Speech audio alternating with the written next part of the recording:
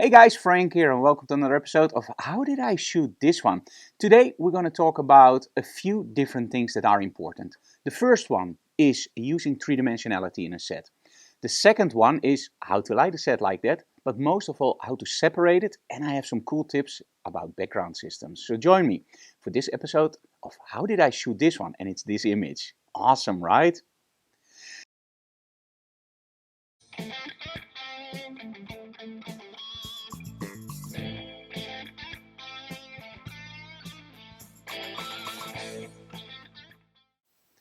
Now, background systems is something that you start with when you start with photography, right? Because you don't have a studio probably. So where do you put your backgrounds? On a background system.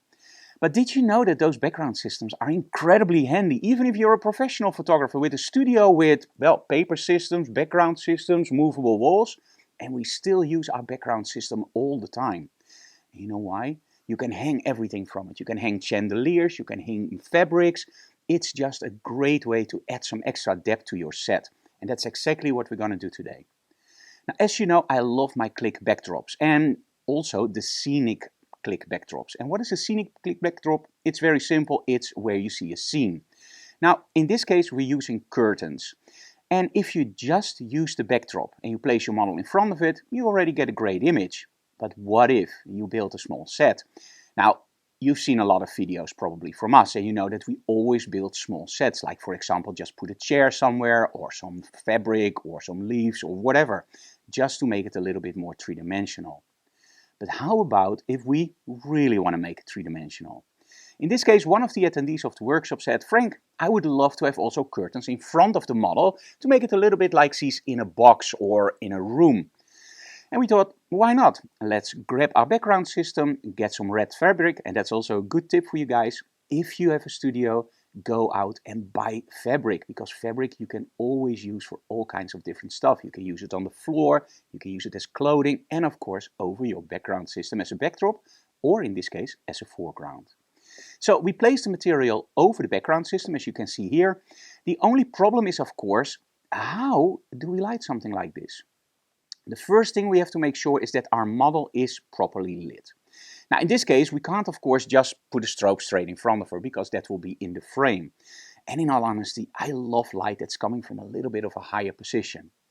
Now if you don't have a large studio or high ceilings, and over here we have pretty high ceilings but not perfect, it helps to have hybrid strobes, like for example our G-Codos, and a somewhat smaller softbox.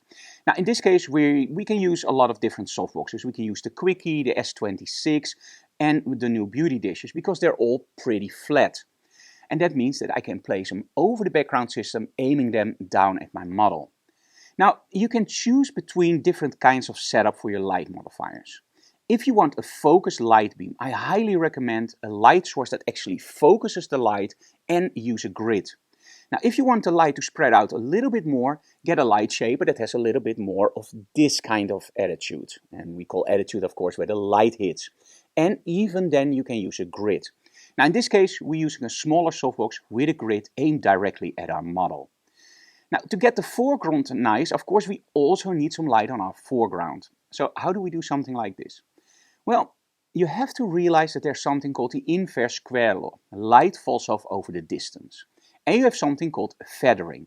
Now in essence, when you aim your light source straight ahead, you will find out that the light spreads out not straight, but actually under an angle. That's what we call the spread of light, and that's why it's important to choose your softboxes and light modifiers depending on how they steer the light. But when you want to light something like your foreground, you want to make sure that it's as even as possible. But when you just aim your strobe at it, you will find out that the center part is really harsh and the sides are a little bit softer. And you have those annoying shadows on the backdrop, so you don't want something like that. So in this case, we need light from the side. Now, it's no mystery, it's red fabric, so I'm using a red gel.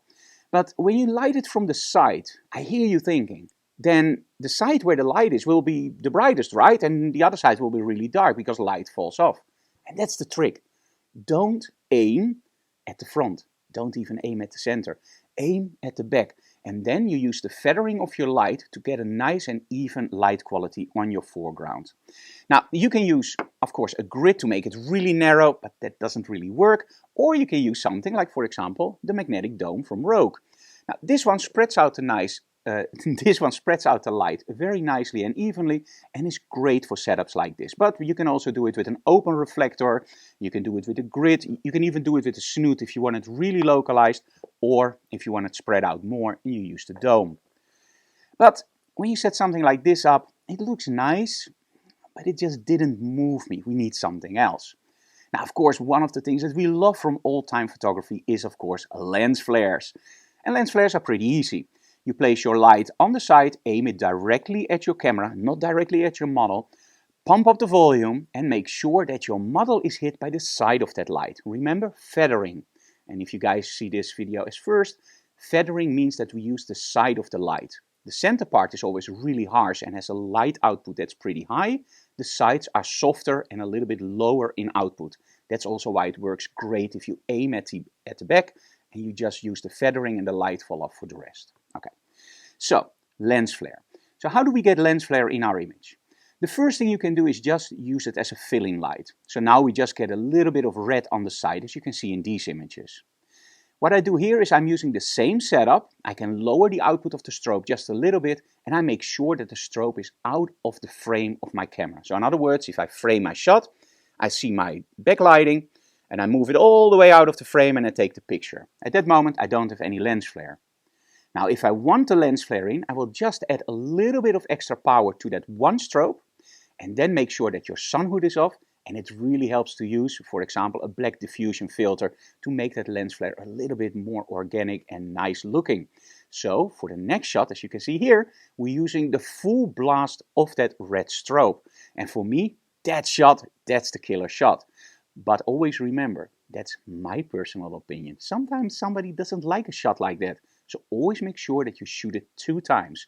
1 time with that strobe and 1 time with that strobe off. And maybe something in between, if you know what I mean, right? Let's take a look at the behind the scenes video so you can see the lighting setup a little bit more in detail and of course the final results.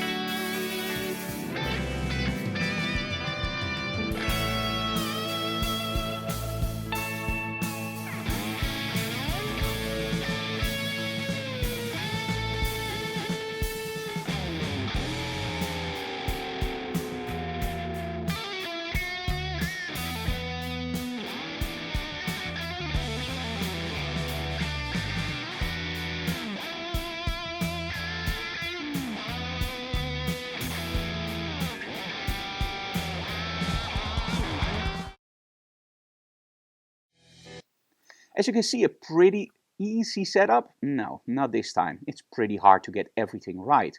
But you have to realize that when you set something like this up, you have to think simple. First, look at the shadows.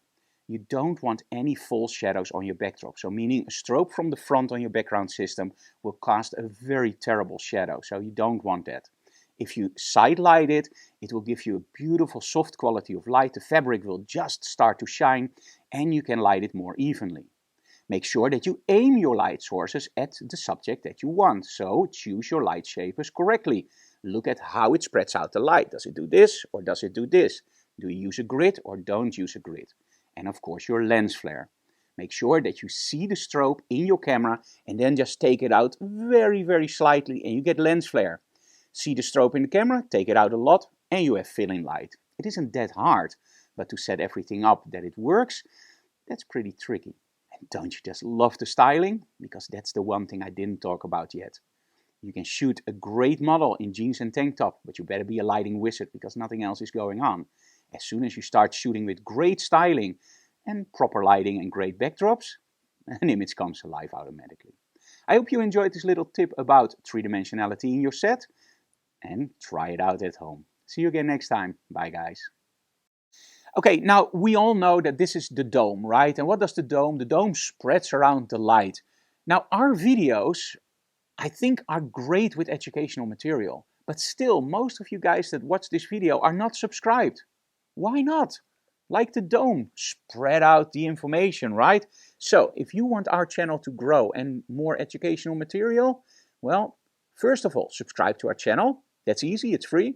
Then hit that like button, because then algorithms say, hey, they like that, and they will actually start promoting it. But most of all, tell other people about our channel so we can grow. And one other thing, we do a lot of live streams, so make sure you also hit that bell notification button, because then you will be notified when we upload a new video or go live. Thank you so very much. Bye, guys.